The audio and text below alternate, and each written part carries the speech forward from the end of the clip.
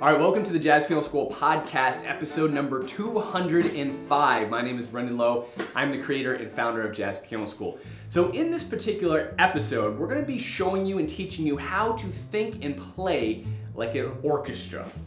All of these amazing pianists, Earl Hines, Jelly Roll Morton, Roland Hanna, they all thought and played like an arranger, like an orchestra, right? And some of these textures are incredible, and you're definitely going to want to implement that into your playing, right?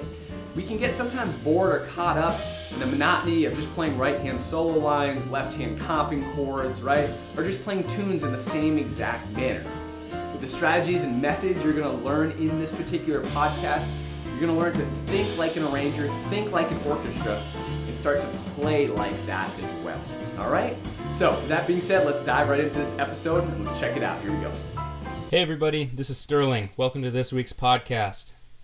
Today we're digging back into the Swing Secrets series, and we'll be talking about how to use the piano like an orchestra. Now this is a technique that great pianists such as Earl Hines, Jelly Roll Morton, and Roland Hanna would use these techniques, going all the way back to the beginning with Jelly Roll, but even some more modern guys like Roland, who played in Thad Jones' band. So I highly recommend checking out those pianists if you haven't before. But as I said, so playing the piano like an orchestra, what exactly does that mean? So here's this thing. As a pianist, we've got the whole range of the instrument. We've got all 88 keys. And a lot of people tend to stick to areas of the keyboard that they're most familiar with. And that usually centers somewhere kind of in the mid to low range, maybe some of the upper range. But when we talk about using it like an orchestra, we want to use the entire range of the keyboard, all the way from the really high notes to some of the lower notes. And there are a lot of different techniques we can use, which is where the style comes in.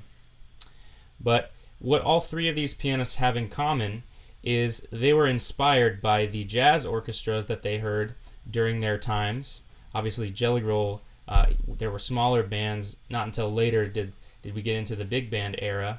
But these bands with great arrangers such as Duke Ellington, Count Basie, and others would use a lot of varied techniques to create a unique band sound.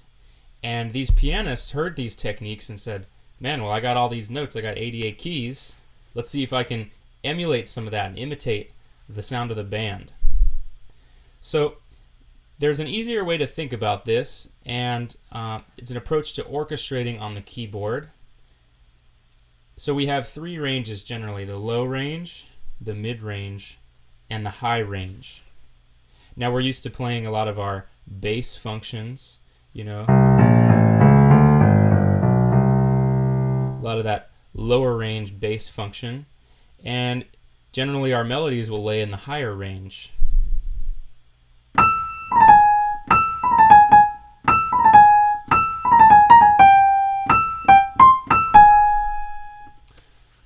And then when we have some in the mid-range, that's generally where most of our chords are going to come from, right? Our harmony.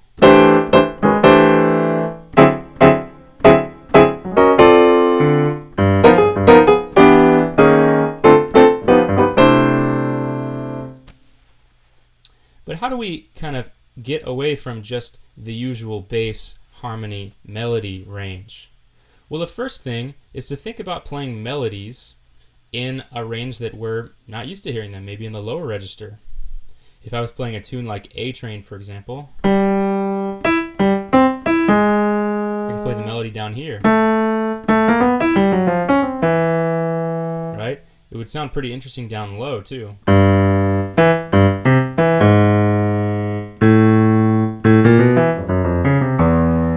Probably going to use my left hand down there, so it can be useful also to get used to playing melodies in your left hand. Now these are all orchestrational strategies that great composers think of. They think, what instrument can I orchestrate this melody for? If it were lower, it'd probably be something like the trombones. Higher, maybe something like the trumpets or the higher range saxophones like alto or soprano saxophone. And as keyboardists, we have all of these ranges at our disposal within the scope of one instrument. So it's really only limited to our own creativity. Now, if we were playing a full tune, we've been playing the tune A Train so far, if you didn't guess already. The tune Take the A Train by Duke Ellington and Billy Strayhorn. Both great arrangers in their own right. Now, a pianist like Earl Hines or Roland Hanna might listen to the arrangement of Take the A Train and say, man, there's some cool ideas in there that I want to steal to orchestrate. So let's see how we might play this tune, maybe the normal way just to start. So we've got our melody in a kind of mid to high range.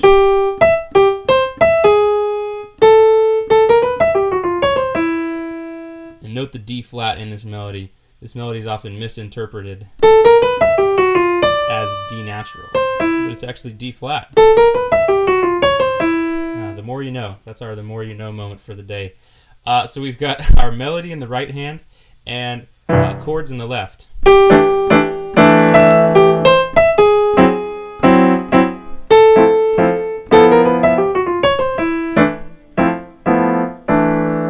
I'm using some rootless voicings there. Now we can kind of deviate from that norm of melody and harmony in the middle to maybe a two-hand representation.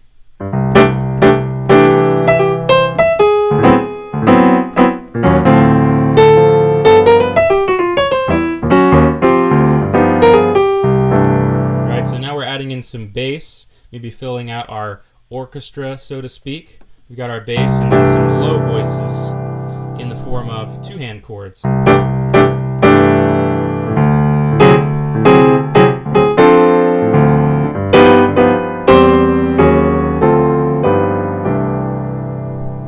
We're kind of adding our melody on top of that. So already we have more of an orchestral sound. We went from this with left-hand chords, right-hand melody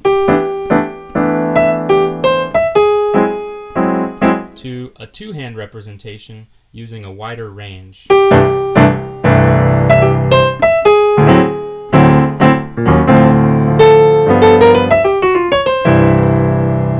to me this sounds kind of like a trombone section.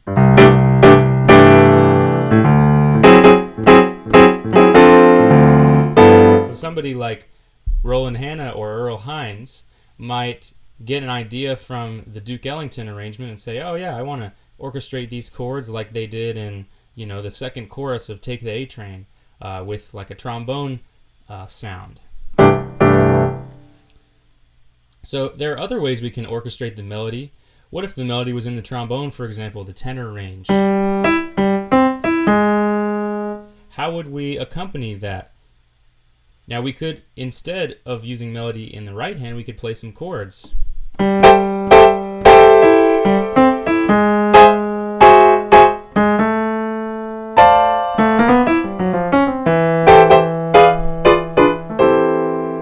Right? So we can change it up and put chords in the right hand and melody in the left.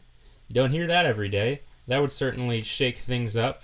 And our right hand can start to do some chordal action.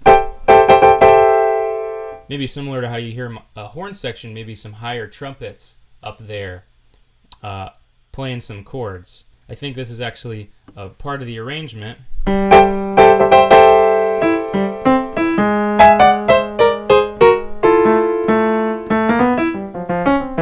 Right? So maybe some chords and some flourishes.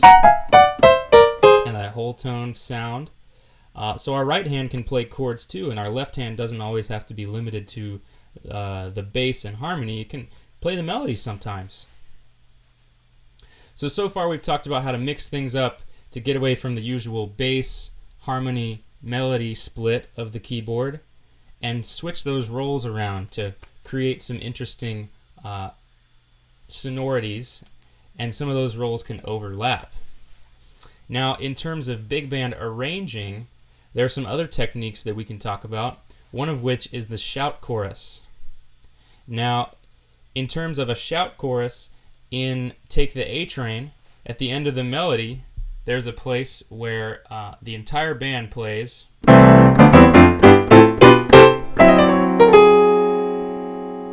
and then there's a little solo after. So this is a technique that can use the whole keyboard, right? Right, so both hands can play a line like that, just like a whole big band would, right? And then maybe we could do a little soloing after.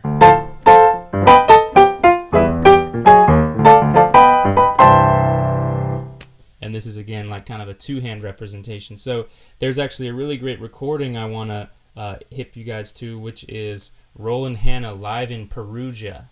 That's Perugia, live in Perugia. It's about 1978. He plays Take the A Train. He plays this same tune, and when he gets to the end of his solo, he actually plays the entire shout chorus. Right, and then keeps going from there. But that's a really great recording if you haven't heard it before. Highly recommend it. It's got some great orchestration on the keyboard, some really innovative use of the keyboard. Now, something all these pianists had in common was the use of stride. And Jelly Roll Morton was really the first one to do this. And stride is the ultimate level of orchestration on the keyboard because you've got bass plus harmony plus melody, but the melody is actually in chords. Stride pianists would use these left-hand structures with full chords.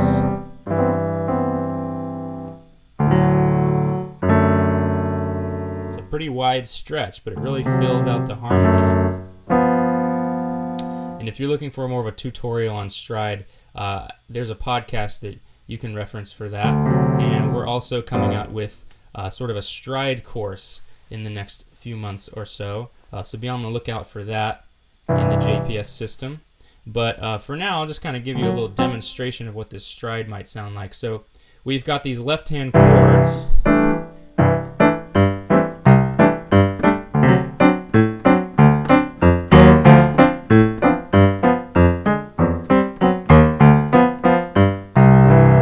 So kind of that sound of the jumping back and forth, the stride.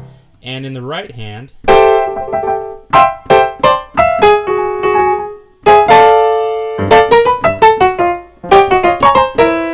these chords really jump around pretty quick, but we're looking at octaves filled in with a few notes.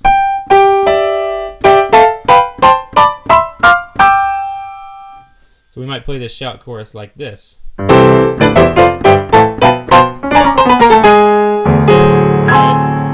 Wild sound, but getting that full stride orchestral sound. So Jelly Roll was really the first one to innovate this sound, coming from ragtime out of Scott Joplin. But pianists like Earl Hines and Roland Hanna really took that and ran with it and innovated in their own way. But here's just an idea of what it might sound like. Take the A Train, a little bit of a stride rendition for one chorus or so. Or maybe a couple A's. Here we go.